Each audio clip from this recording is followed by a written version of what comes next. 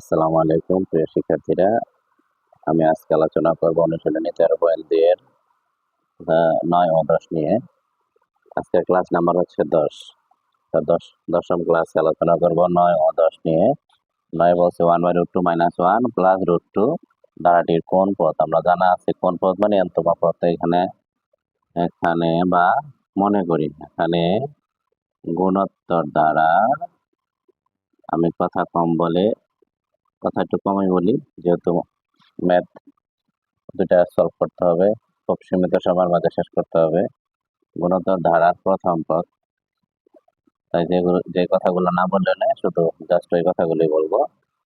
অপ্রয়োজনীয় কোনো অপ্রাসঙ্গিক কথাবার্তা আমি কমে বলি। গুণোত্তর ধারা প্রথম পদ এখানে এ। কারো যদি অবশ্যই সমস্যা থাকে কমেন্টে জানাবা। সাধারণ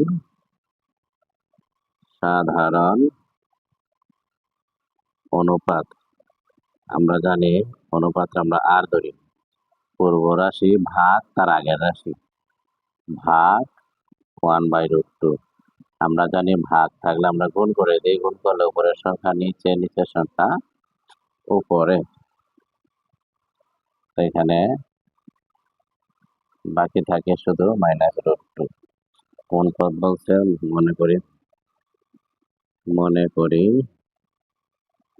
n-তম পদ। কোন পদ বলতে n-তম পদ। n-তম পদের মান হচ্ছে কত? 8√2। সুতরাং n-তম পদের সূত্রটা অ্যাপ্লাই করি আমরা জানি লিখতে পারি a আর n-1 দোনোটা n-তম পদ। এখন আমরা কি লিখবো? প্রশ্ন মতে এখানে আগে সূত্রটা অ্যাপ্লাই করবো a আর n-1 8√2। এখন এর মানটা বসাবো। এর মান হচ্ছে 1/√2 আর এর মান হচ্ছে -√2 আর এর মান হচ্ছে -√2। এর মান চাইছে 8√2। আমরা জানি হচ্ছে ভাগ আছে, অপর সাইডে গেলে গুণ হবে। ভাগ থাকলে গুণ হয়, গুণ থাকলে ভাগ হয়, যোগ থাকলে বিয়োগ হয়, বিয়োগ থাকলে যোগ হয়। এটা আমাদের সকলেরই জানা আছে। এখানে -√2 and -1, দুইটা √2 মানে শুধু 2। সকলে জানা আছে দুইটা √2 এর মান কি? শুধু 2। দুইটা 3 মান শুধু 3। এরকম পূর্ণ সংখ্যা একটা হয়, প্রতিটা রুটের পূর্ণ সংখ্যা একটা হয়। 8 দুগুণা কত আসছে তাহলে? 8 দুগুণা 16।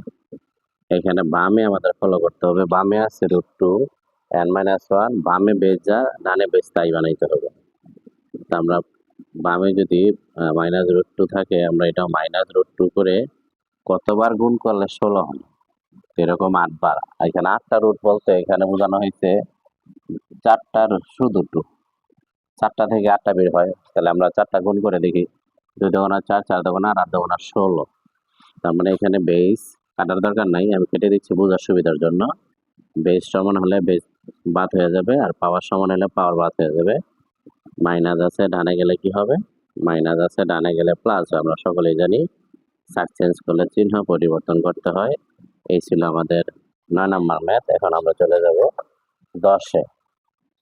10-এ কি বলছে? এখানে 9 জায়গায় 10 লিখবো।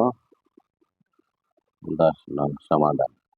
প্রথম পদ দেওয়া আছে 5। সাধারণ অনুপাতটা দেওয়া নেই আমাদের। সাধারণ অনুপাত আমরা আর ধরে নিব। এর মধ্যে দ্বিতীয় পদ দেওয়া আছে, দ্বিতীয় পদ দেওয়া আছে কি? x। তাহলে আমরা দ্বিতীয় পদটা লিখি a আর 2 - 1।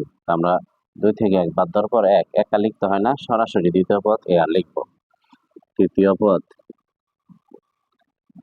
y সমান a আর 3 - 1। 3 থেকে 1 বাদ দেওয়ার পর 2, সরাসরি 2 লিখবো। চতুর্থ পদ 135। যেহেতু সংখ্যা দেওয়া আছে, তাহলে আমরা এটা আগে সংখ্যাটা লিখবো। 135 আগে লিখি আর পরে লিখি, সমস্যা নেই। a আর 4 - 1। 4 থেকে 1 বাদ দিলে 3। তার মানে ওই পাশটা যখনই যেই পাশে মান দেওয়া আছে যেখানে মান দেওয়া আছে এটা আমরা চেষ্টা করব মানটা ডান পাশে লিখতে। তাহলে এটা এ আর পাওয়ার 3 135টা ডান পাশে লিখবো। এখন আমরা কাজ করতে হবে, যার মানটা দেওয়া থাকে তার কাজটা করতে হবে। প্রশ্ন অথবা এখন এখন বা প্রশ্ন মতে যে যাই লিখি, এ আর পাওয়ার 3 135 এর মান আছে 5, আর এর মান বের করতে হবে। আর এর মান বের করতে হবে 135 আর পাওয়ার 3 135 গুণ আছে, ভাগ করতে হবে 135 135 ভাগ 5 27 27। এখন যেহেতু পাওয়ার 3 আছে, এখন 27 কোন সংখ্যা 3 বার গুণ করলে কত হবে? 27 হবে। যেহেতু পাওয়ার 3, এখন আমাদের পাওয়ার মিল রাখতে হবে।